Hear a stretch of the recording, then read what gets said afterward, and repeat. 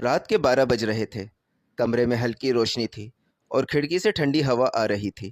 زرنش احتشام کے کندھے پر سر رکھے چپ چاپ بیٹھی تھی۔ کچھ دیر بعد اس نے آہستہ سے کہا، احتشام، کل گائنی ڈاکٹر کے پاس جانا ہے، تم چلو گے میرے ساتھ؟ احتشام نے گہری سانس لی، پھر تھکے ہوئے لہجے میں بولا، یار میرے پاس کام بہت ہے، کام کا لوڈ بڑھ گیا ہے، کل نہیں جا سکوں گا۔ تمہیں تو پتہ ہے صبح 9 بجے سے کام شروع کرتا ہوں، رات کے 9 بج جاتے ہیں۔ زرنش نے خفگی سے کہا، تو اتنا کام کرنے کی ضرورت ہی کیا ہے؟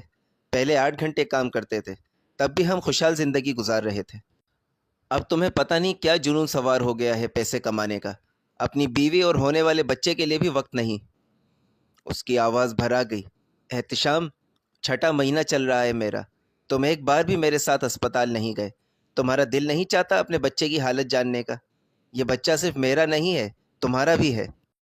احتشام کی آنکھوں میں چبھن سی اتر آئی۔ وہ بولا، ہاں مجھے جنون ہے پیسے کمانے کا، کیونکہ میرے ماں باپ نے ہی تو سکھایا ہے کہ عزت صرف پیسے والوں کی ہوتی ہے۔ تم بھول گئیں؟ اسی گھر میں عادل بھائی اور کنزا بھابی کی عزت صرف اس لیے کی جاتی تھی کہ ان کے پاس پیسہ تھا، اور ہم ہر وقت ذلیل ہوتے تھے۔ اور میں یہ سب کس کے لیے کر رہا ہوں؟ تمہارے لیے، اپنے بچے کے لیے، تاکہ جو ذلت اور رسوائی میں نے جھیلی ہے میرے بیوی بچے نہ جھیلیں، اور اس کے علاوہ اس گھٹیا محلے سے نکل کر کسی اچھی جگہ فلیٹ بھی لے سکیں جہاں ہمارا بچہ بہتر ماحول میں پل سکے۔ زرنش کی آنکھوں میں آنسو تیرنے لگے۔ وہ دھیمی آواز میں بولی، افسوس ہوتا ہے احتشام تمہاری سوچ پر، مجھے اور میرے بچے کو تمہارے پیسوں کی نہیں تمہاری ضرورت ہے۔ یہ کہہ کر وہ منہ دوسری طرف کر کے لیٹ گئی۔ اس کی آنکھوں سے خاموش آنسو بہنے لگے۔ احتشام کچھ دیر یوں ہی بستر کے کنارے بیٹھا رہا، پھر آہستہ سے کروٹ بدل کر خود بھی خاموشی سے آنکھیں موند لیں۔ کمرے میں صرف دیوار پر لگی گھڑی کی ٹک ٹک سنائی دے رہی تھی۔ اگلی صبح سورج کی ہلکی روشنی کھڑکی سے کمرے میں پھیل رہی تھی۔ زرنش کی طبیعت کچھ خراب تھی، اس لیے آج احتشام نے خود چائے بنائی، پھر وہ باہر جا کر پراٹھے اور چنے لے آیا۔ دونوں ڈائننگ ٹیبل پر بیٹھے ناشتہ کر رہے تھے۔ زرنش خاموش تھی۔ اس کے چہرے سے صاف ظاہر تھا کہ وہ اب بھی ناراض ہے۔ احتشام نے نرمی سے اس کی طرف دیکھا، مسکرایا اور بولا، اے، ناراض ہو مجھ سے؟ زرنش نے منہ دوسری طرف کر لیا، تمہیں میری ناراضگی سے کہاں کوئی فرق پڑتا ہے؟ احتشام نے اس کے ہاتھوں کو تھامتے ہوئے کہا، کیوں فرق نہیں پڑتا؟ تم میری جان ہو، جب تم ناراض ہوتی ہو تو میرا سارا دن خراب گزر جاتا ہے۔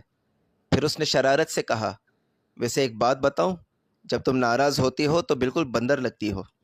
زرنش نے پہلے تو غصے سے دیکھا، پھر ہنسی روک نہ سکی اور لاڈ سے احتشام کی پیٹھ پر ہلکا سا تھپڑ مارا۔ احتشام ہنستے ہوئے بولا، چلو بھائی، ہماری مسز کا موڈ تو آخر کار ٹھیک ہوا۔ زرنش مسکراتے ہوئے بولی، چلو اب جلدی سے چائے پی لو، ٹھنڈی ہو رہی ہے۔ احتشام نے چائے کا ایک گھونٹ لیتے ہوئے پوچھا، ڈاکٹر کتنے بجے تک آئے گی؟ زرنش بولی، صبح 10 سے 12 بجے تک۔ احتشام بولا، چلو میں یونیورسٹی جا رہا ہوں بی کام پارٹ 1 کے رجسٹریشن فارم لینے، 10:30 تک آ جاؤں گا۔ زرنش نے حیران ہو کر پوچھا، کیا تم دوبارہ پڑھائی شروع کر رہے ہو؟ احتشام نے مسکرا کر کہا، ہاں یہی سوچ رہا ہوں۔ زرنش بولی، اچھا چلو ٹھیک ہے، مگر یاد رکھنا ڈاکٹر 12 بجے کے بعد چلی جائے گی اور 30 مریضوں کے بعد نمبر بند ہو جاتا ہے۔ احتشام بولا، اچھا بابا آ جاؤں گا، تم فکر مت کرو۔ یہ کہہ کر وہ چابی اٹھا کر گھر سے نکل گیا۔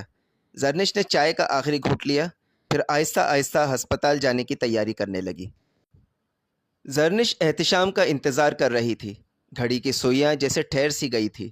10:30 بج گئے، پھر 11، مگر احتشام کا کچھ پتہ نہ چلا۔ وہ کبھی دروازے کی طرف دیکھتی، کبھی دیوار پر لگی گھڑی کی طرف۔ دل میں بے چینی بڑھتی جا رہی تھی۔ کئی بار فون ملایا، مگر ہر بار ایک ہی جواب، آپ کا مطلوبہ نمبر اس وقت بند ہے۔ تو کبھی رنگ ٹون بجتا رہتا، لیکن وہ کال ریسیو نہیں کر رہا تھا۔ آخر تنگ آ کر 11:15 بجے زرنش نے پرس اٹھایا۔ 15 منٹ بعد یعنی 11:30 بجے احتشام گھر پہنچا۔ دروازے پر لگا تالا دیکھتے ہی وہ سمجھ گیا زرنش جا چکی ہے۔ ایک لمحے کو اس کے چہرے پر مایوسی چھا گئی، پھر اس نے گہری سانس لی اور بادل نخواستہ لیپ ٹاپ کھول کر فری لانسنگ کا کام شروع کر دیا۔ تقریباً 1 بجے کے قریب زرنش واپس لوٹی۔ اس نے خاموشی سے فریج سے پانی نکالا، گلاس میں بھرا اور ایک لمبا گھونٹ لیا۔ احتشام نے اس کی آواز سنی اور کمرے سے باہر گیا۔ اس کے چہرے پر غصے کی لکیریں واضح تھی۔ وہ بولا، یہ کون سا طریقہ ہے زرنش؟ میں تمہارے چکر میں موٹر سائیکل دوڑاتا ہوا واپس آیا اور یہاں آ کر پتہ چلا تم اکیلی چلی گئی ہو۔ جب اکیلے ہی جانا تھا تو کم از کم بتا تو دیتی، میں آرام سے آتا۔ زرنش نے اس کی طرف دیکھے بغیر سرد لہجے میں کہا، اپنا فون چیک کرو۔ احتشام چونک کر بولا، کیا مطلب؟ زرنش نے منہ بنا کر کہا، 10-15 کالز کی ہیں میں نے تمہیں۔ پہلے بیل جا رہی تھی، پھر فون بند ہو گیا، اور سنو، نہ وہ اسپتال میرے باپ کا ہے، نہ وہ ڈاکٹر میری ملازمہ جو میرا انتظار کرتی رہے، اور آئندہ برائے مہربانی میرے ساتھ اسپتال چلنے کا احسان مجھ پہ مت جتانا۔ میں اکیلی ہی اپنے بچے کا خیال رکھ سکتی ہوں۔ کمرے میں خاموشی چھا گئی۔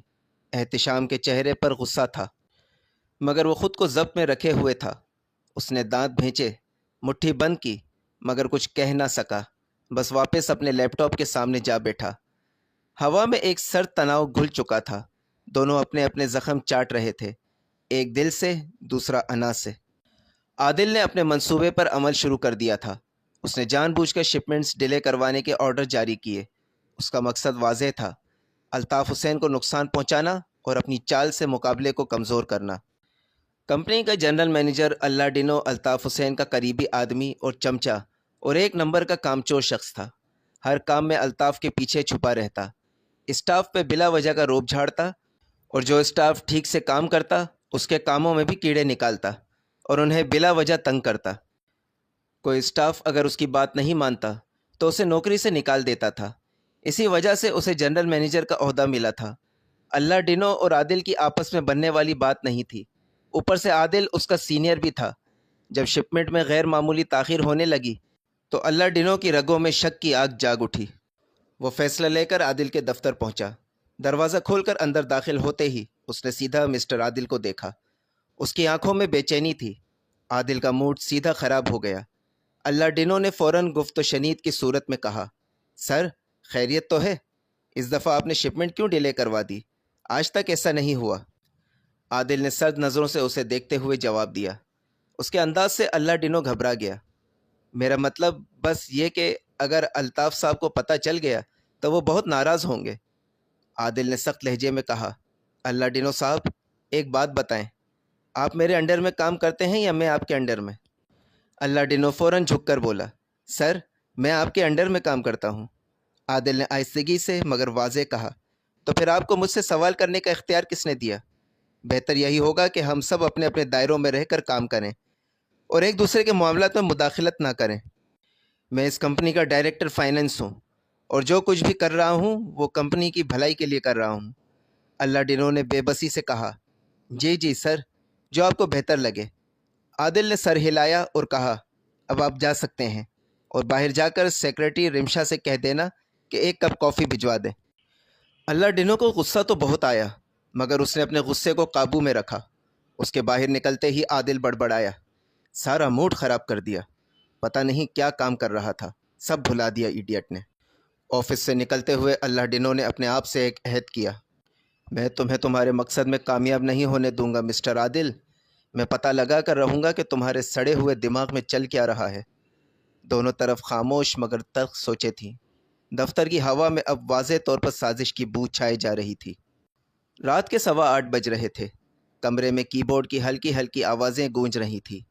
احتشام لیپ ٹاپ پر نظریں جمائے فری لانسنگ کے کام میں مصروف تھا۔ زندگی اب پہلے سے کہیں بہتر ہو چکی تھی۔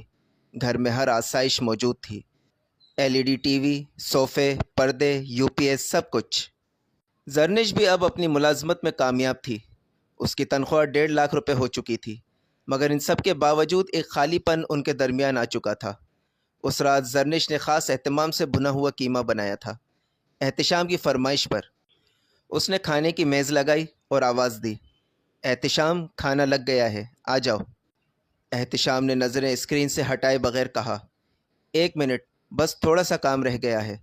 زرنش نے سر ہلایا اور انتظار کرنے لگی۔ 10 منٹ گزر گئے مگر احتشام نہیں آیا۔ اس نے پھر آواز دی، احتشام؟ جواب وہی تھا، بس 5 منٹ۔ اب زرنش خاموشی سے ڈائننگ ٹیبل پر بیٹھی رہی۔ وقت گزرتا گیا، 5 منٹ، 10 منٹ، 15 منٹ۔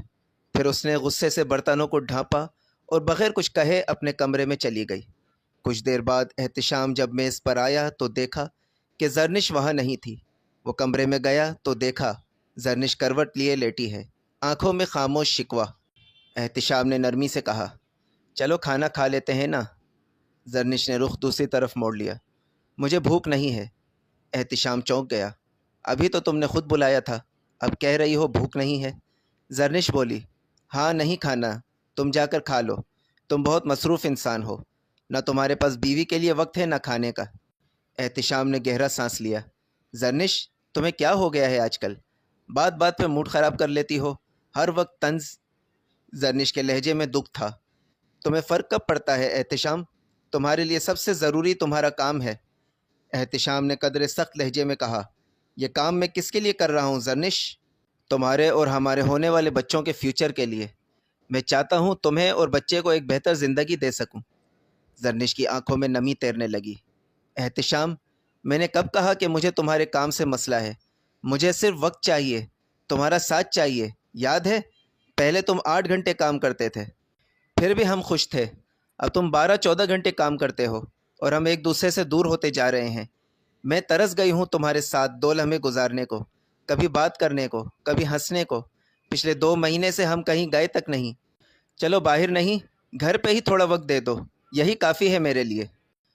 احتشام نے کہا، ہاں ہے مجھے پیسہ کمانے کا جنون، کیونکہ میرے ماں باپ نے ہمیشہ پیسے والی اولاد کی عزت کی اور ان کی بیوی کی عزت کی۔ میں یہ سب تمہارے لیے کر رہا ہوں تاکہ جو عزت کنزا بھابھی کو دی جاتی ہے وہی عزت تمہیں دی جائے، ہم اس گندے محلے سے نکل کر کسی اچھے علاقے میں گھر لے سکیں۔ زرنش کی آواز ٹوٹ گئی۔ احتشام، مجھے ڈیفینس یا کلفٹن میں نہیں رہنا، مجھے بس وہ پرانا احتشام واپس چاہیے جو ہنستا تھا، مذاق کرتا تھا، محبت سے بات کرتا تھا۔ پیسہ نہیں، تمہارا وقت میرا سکون ہے۔ احتشام نے ضدی لہجے میں کہا، تم کیوں نہیں سمجھتی زرنش، یہ محلہ ہمارے بچوں کے لیے ٹھیک نہیں۔ خیر یہ بحث بعد میں کریں گے، اب چلو میرے ساتھ کھانا کھا لو۔ تمہیں پتہ ہے میں تمہارے بغیر کھانا نہیں کھاتا، اوپر سے تم پریگننٹ ہو، تمہیں یوں بھوکا نہیں رہنا چاہیے۔ زرنش نے کچھ لمحے خاموش رہ کر آہستہ سے اٹھنا شروع کیا۔ دونوں نے میز پر بیٹھ کر خاموشی سے کھانا کھایا۔ برتنوں کی کھنک کے سوا گھر میں صرف خاموش محبت اور ادھوری باتوں کا شور باقی تھا۔ رات کے 10:15 بج رہے تھے۔ آفس کی عمارت سنسان، صرف سیکیورٹی روم کی مدھم روشنی جل رہی تھی۔ الطاف حسین کے موبائل پر اللہ ڈنو کا فون آیا۔ ہیلو سر، الطاف بولا۔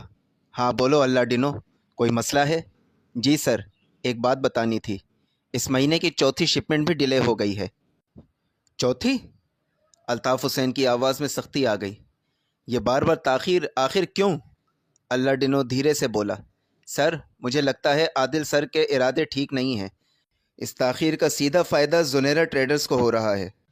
کمرے میں ایک لمحے کے لیے خاموشی چھا گئی، پھر الطاف حسین نے گہری سانس لے کر کہا، تم نے کمپنی کے اکاؤنٹس چیک کیے؟ جی سر، ہر ایک ٹرانزیکشن چیک کی، کوئی ثبوت نہیں ملا، لیکن حساب میں کچھ انوکھا ضرور ہے۔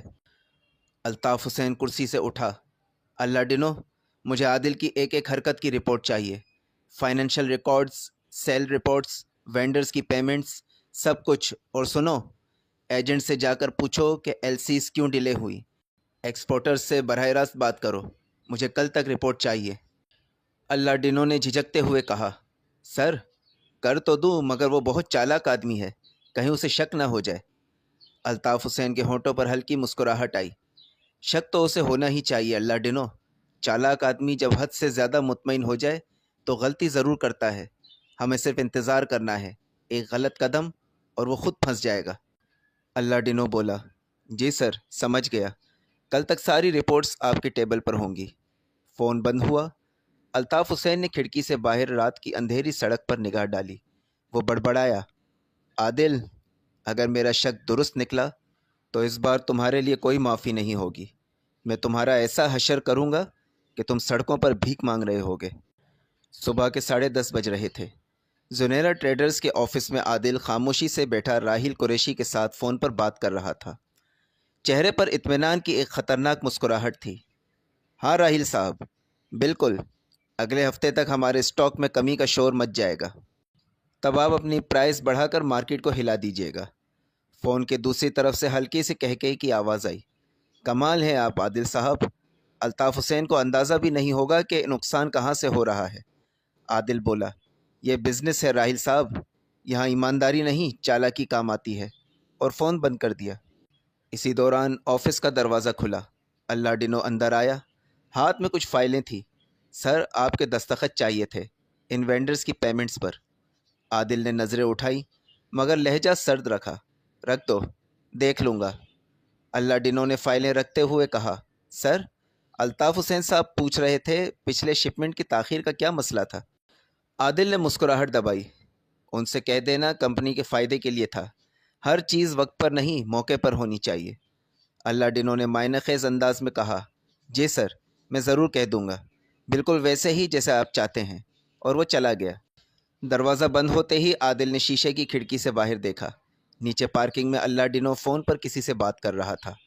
عادل کے چہرے پر شک کی لکیر ابھری۔ یہ بندہ کچھ زیادہ ہی متحرک لگنے لگا ہے۔ اس نے فون اٹھایا اور اپنے قابل بھروسہ مینیجر عاصم کو کال ملائی۔ عاصم، اللہ ڈنو پر نظر رکھو، وہ کچھ کچا کھیل کھیل رہا ہے، اور سنو، اگلی شپمنٹ کا پلان بدل دو، فائل میں کوئی ریکارڈ نہ ہو، سمجھ گئے نا؟ عاصم بولا، جی سر، سب راز رہے گا۔ عادل نے سگریٹ سلگاتے ہوئے دھیرے سے کہا، کھیل ابھی شروع ہوا ہے الطاف حسین، دیکھتے ہیں آخر تک کون ٹکتا ہے۔ رات کے 11 بج رہے تھے۔ کمرے میں مدھم پیلی روشنی جل رہی تھی۔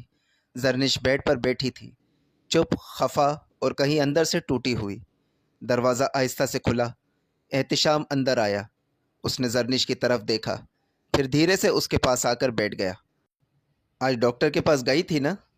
اس نے نرم لہجے میں پوچھا۔ زرنش خاموش رہی۔ احتشام نے پھر پوچھا، اس بار ذرا تیز لہجے میں، کیا ہوا زرنش؟ بولتے کیوں نہیں ہو؟ زرنش نے گہری سانس لی اور نیچے نظریں جھکاتے ہوئے کہا، احتشام، آج کل بہتر یہی ہے کہ ہم دونوں کم سے کم بات کریں، جب بھی بات کرتے ہیں جھگڑا ضرور ہوتا ہے۔ احتشام کے چہرے پر ناگواری چھا گئی۔ اس نے خاموشی سے اپنی جیب سے 5,000 روپے نکالے، زرنش کے ہاتھ پر رکھے اور اٹھ کر کمرے سے باہر چلا گیا۔ زرنش چند لمحے ان نوٹوں کو دیکھتی رہی، پھر غصے سے اٹھی، کمرے سے باہر آئی اور نوٹ واپس احتشام کے ہاتھ پر رکھ دیے، اور پوچھا، یہ پیسے کس لیے رکھے ہیں؟ احتشام بولا، ڈاکٹر کی فیس، الٹرا ساؤنڈ، ٹیسٹ، سب ملا کر 5,000 بنتے ہیں۔ تفصیل اس لیے نہیں پوچھا ورنہ ہمارے بیچ جھگڑا ہو جائے گا۔ زرنش نے غصے سے کہا، تمہیں ایسا کیوں لگتا ہے کہ دنیا کے ہر مسئلے کا حل پیسے میں ہے؟ میرے بچے کو تمہارے پیسوں کی ضرورت نہیں، میں خود اس کا خیال رکھ سکتی ہوں۔ احتشام نے طنزیہ مسکراہٹ کے ساتھ کہا، میرا بچہ، میرا بچہ۔ زرنش کا صبر ٹوٹ گیا۔ ہاں، میرا بچہ، کیونکہ تم نے ایک بار بھی میرے ساتھ ڈاکٹر کو جوائن نہیں کیا۔ جب سے میں نے بتایا ہے کہ میں پریگننٹ ہوں، اس دن سے تمہارے چہرے پر خوشی نام کی چیز نہیں دیکھی۔ صاف صاف کہہ دو تمہیں یہ بچہ نہیں چاہیے۔ احتشام نے جھٹکے سے لیپ ٹاپ بند کیا۔ آواز اتنی تیز تھی کہ زرنش چونک گئی۔ اس نے سنجیدگی سے کہا، ہاں، اس وقت میں خوش نہیں تھا کیونکہ حالات ٹھیک نہیں تھے، مگر اب ہوں کیونکہ اب میں اپنے بچے کی ہر خواہش پوری کر سکتا ہوں۔ ہاں، وقت نہیں دے پا رہا، لیکن سب تمہارے اور ہمارے مستقبل کے لیے کر رہا ہوں۔ میں چاہتا ہوں ہمارا بچہ اس گندے محلے میں نہ پلے۔ زرنش نے آنکھوں میں نمی لیے آہستہ سے کہا، ٹھیک ہے احتشام، تمہیں جو کرنا ہے کرو، بس یاد رکھنا کہیں ایسا نہ ہو کہ یہ سب کچھ پانے کے بعد میں تمہاری زندگی سے چلی جاؤں۔ یہ کہہ کر وہ واپس بیڈ روم میں چلی گئی۔ احتشام وہیں صوفے پر بیٹھا سر پکڑ کر دیر تک خاموش رہا، جیسے ساری دنیا کا شور یکدم اس کے اندر گونجنے لگا ہو۔ اللہ ڈنو نے ایک خوبصورت سنبھلی ہوئی لڑکی شمائلہ کو کمپنی میں ہائر کروایا۔ وہ رسمی خوشامدی تقریبات میں موجود تھی، مگر اصل وجہ کچھ اور تھی۔ اللہ ڈنو نے اسے الگ کمرے میں بلایا اور سخت لہجے میں بولا، شمائلہ، تمہاری ذمہ داری واضح ہے، ہماری نگاہ عادل پر جمی ہوئی ہے، تمہیں اس کی ایک ایک حرکت پر نظر رکھنی ہوگی۔ شمائلہ نے ادب سے سر ہلایا۔ اس کے انداز میں نرمی تھی مگر آنکھیں ہوشیار تھیں۔ شمائلہ بولی، سر، میں پوری کوشش کروں گی، مگر یہ کام حساس ہے، سیدھا اس کے لیپ ٹاپ تک رسائی ملنا مشکل ہوگی۔ اللہ ڈنو نے کمرے میں ایک نظر گھمایا، پھر قریب آ کر کہا، یہ مشکل کام ہے تو کیا ہوا، ہمارے پاس زیادہ وقت نہیں ہے، یہ منتھ ہمارے لیے بڑا اہم ہے، 10 دن کے اندر مجھے نتیجہ چاہیے۔ شمائلہ نے دل میں ایک لمحے کے لیے سوچا۔ اسے کمپنی کا ماحول، ذمہ داری اور شاید خطرہ سب نے گھیر لیا۔ پھر وہ نرمی سے بولی، ٹھیک ہے سر، میں کوشش کروں گی، مگر واقعی سب کچھ درست کرنا ہے تو مجھے آپ کی مدد درکار ہوگی۔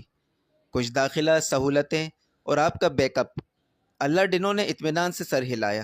ضرور، تمہیں وہ سب مل جائے گا جو درکار ہوگا، بس نوکری کو اپنے دل میں بٹھا لو اور جلدی کرو۔ اسی دن شمائلہ کو عادل کے شعبے میں تعینات کر دیا گیا۔ جب وہ پہلی بار عادل کے دفتر کی طرف بڑھی تو اچانک اس کے دل کی دھڑکن تیز ہوئی۔ عادل میز کے پیچھے بیٹھا خاموش مگر پر اعتماد لگ رہا تھا۔ اس کی پہلی نظر شمائلہ پر پڑی اور شمائلہ کو لمحے بھر میں کسی انجان کشش نے گھیر لیا۔ وہ لمحہ بظاہر معمولی تھا مگر شمائلہ کی سانس تھم سی گئی۔ شمائلہ نے اندر خود سے سرگوشی میں کہا، نہیں، مجھے اپنا کام یاد رکھنا ہے، یہ ذاتی نہیں ہونا چاہیے۔ لیکن دل نے کچھ اور ہی کہا۔ اس کے اندر ایک ملا جلا جذبہ جاگا، خوف، جوش اور ذرا سی کشش۔ وہ سمجھ گئی کہ یہ کام خطرے سے خالی نہیں، مگر اس نے اپنی پٹی کسا اور کہا، اوکے سر، 10 دن میں نتیجہ پہنچاؤں گی۔ اللہ ڈنو کے چہرے پر مسکراہٹ ابھری۔ وہ جان گیا تھا کہ اس نے صحیح بندی کو چنا تھا۔ اب کھیل اور بھی دلچسپ ہونے والا تھا۔ سویابین کی شپمنٹ کی تاخیر نے الطاف حسین کے کاروبار کو سخت دھچکا پہنچایا۔ مارکیٹ میں قیمتیں گر گئیں، سپلائی رک گئی اور خریداروں نے نئے معاہدے روک دیے۔ الطاف حسین بظاہر پرسکون تھا مگر اس کے اندر غصے کی آگ دہک رہی تھی۔ اس نے کسی کے سامنے کچھ ظاہر نہیں کیا، حتیٰ کہ عادل کو بھی نہیں، بلکہ اس نے عادل اور اللہ ڈنو دونوں کو اپنے دفتر بلایا۔ دفتر کا ماحول اس دن عجیب سنجیدہ تھا۔ ہوا میں دباؤ سا محسوس ہو رہا تھا۔ الطاف حسین نے اپنی کرسی سے سیدھے ہو کر کہا، مجھے معلوم ہے کہ اس ڈیلے سے ہمیں لاکھوں کا نقصان ہوا ہے۔ میں یہ جاننا چاہتا ہوں کہ یہ سب کیسے ہوا۔ مجھے تمام رپورٹس چاہیے، شپمنٹ، فائنینس اور کمیونیکیشن لاگ سمیت۔ عادل نے پرسکون چہرے سے کہا، جی سر، سب رپورٹس میں خود چیک کروا لوں گا۔ لیکن اندر ہی اندر وہ خوش تھا۔ دل میں سوچا، کامیابی سے کام ہو گیا، اب راحیل کو فائدہ اور مجھے کمیشن۔ الطاف حسین نے اس کے چہرے پر ایک لمحے کے لیے نظریں گاڑ دیں۔ وہ جانتا تھا کہ کچھ نہ کچھ گڑبڑ ہے، مگر فی الحال خاموش رہا۔ چاہتا تھا کہ خود ثبوت سامنے آئے۔ اللہ ڈنو نے مصنوعی سنجیدگی کے ساتھ کہا، جی سر، ہم پوری رپورٹ تیار کر رہے ہیں، اگلے 2 دن میں آپ کے سامنے ہوگی۔ مگر دل ہی دل میں وہ مسکرا رہا تھا۔ اسے یقین تھا کہ عادل آخرکار کسی نہ کسی طرح اپنی ہی جال میں پھنسے گا۔ کمرے میں خاموشی چھا گئی۔ الطاف حسین نے آخری جملہ کہا، میں زیادہ بات نہیں کرنا چاہتا، اگلی میٹنگ میں مجھے مکمل وضاحت چاہیے، اور اگر کسی نے لاپرواہی دکھائی تو نتائج سب کو بھگتنے ہوں گے۔ تینوں کھڑے ہوئے۔ عادل کے لبوں پر مصنوعی اعتماد تھا، اللہ ڈنو کے چہرے پر اطمینان، اور الطاف حسین کے اندر ایک طوفان جو آنے والے دنوں میں سب کچھ بدل دینے والا تھا۔ اگر ویڈیو پسند آئی ہو تو لائک کریں، کامنٹ کریں، شیئر کریں، سبسکرائب کریں اور پاس میں دیے گئے بیل آئیکن کو پریس کریں تاکہ میری آئندہ آنے والی ویڈیوز کا نوٹیفیکیشنز آپ تک پہنچتی رہے۔ شکریہ۔